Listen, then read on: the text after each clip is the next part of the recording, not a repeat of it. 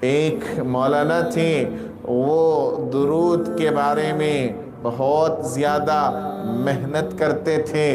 درود کی محنت کرتے تھے،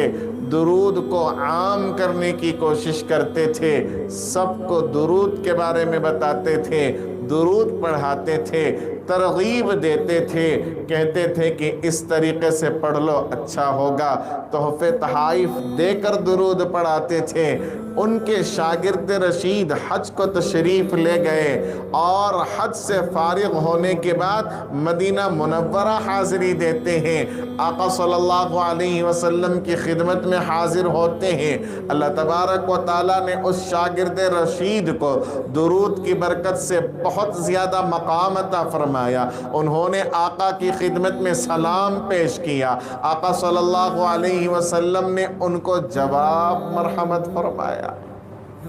اور وہ جواب انہوں نے اپنے کانوں سے سنا،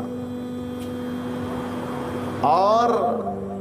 اللہ کے نبی صلی اللہ علیہ وسلم نے جواب بھی مرحمت فرمایا، اور اللہ کے نبی صلی اللہ علیہ وسلم سے اس شاگرد رشید نے پوچھا، یا رسول اللہ اور کچھ فرمائیے؟ تو انہوں نے کہا، اپنے استاد کو میرا سلام کہنا، اپنے استاد کو میرا سلام کہنا، وہ درود پر بڑی پیاری محنت کر رہے ہیں، بڑی اچھی محنت کر رہے ہیں۔ اللہ اکبر، اللہ اکبر، یہ درود کی برکت ہے۔